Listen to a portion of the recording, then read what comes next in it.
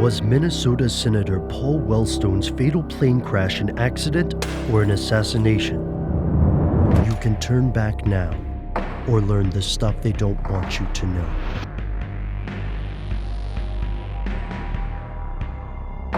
Here are the facts.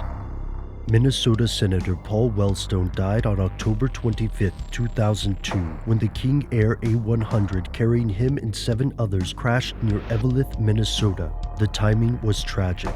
Wellstone, often called the conscience of the Senate, was the only senator up for re-election who dared take a stand against the war in Iraq. At the time of his death, Wellstone was ahead in the polls. President Bush, who'd supported Wellstone's opponent Norm Coleman, sent his condolences. Wellstone's campaign searched for a replacement as the National Transportation Safety Board and the FBI tried to figure out what caused this plane to crash. Yet more than 10 years later, questions about the accident remain unsolved, and a surprising amount of people believe it wasn't an accident at all.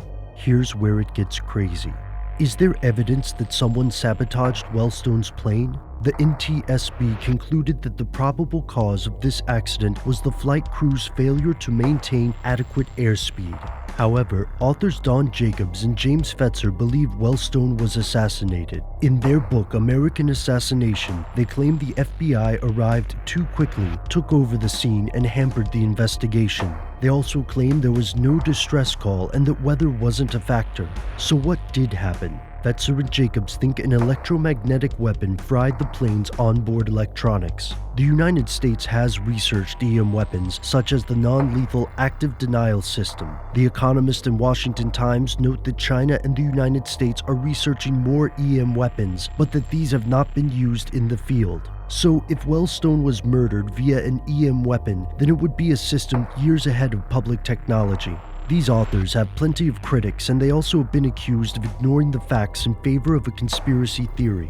Have Fetzer and Jacobs been misinformed? Was the crash simply the result of errors by pilot Richard Conroy? Some sources argue he was a capable professional, while others allege he was unreliable.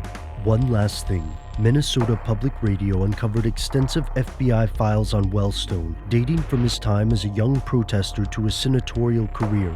They certainly had their eye on him, but does this mean they were involved in something else? Something they don't want you to know? This was a good and decent man who cared about Americans. He always said how he spoke up for the little fellers, not the Rockefellers. When he was explaining why he wasn't a representative for the rich and powerful, he explained that the rich and powerful had plenty of representation in Washington. They didn't need his.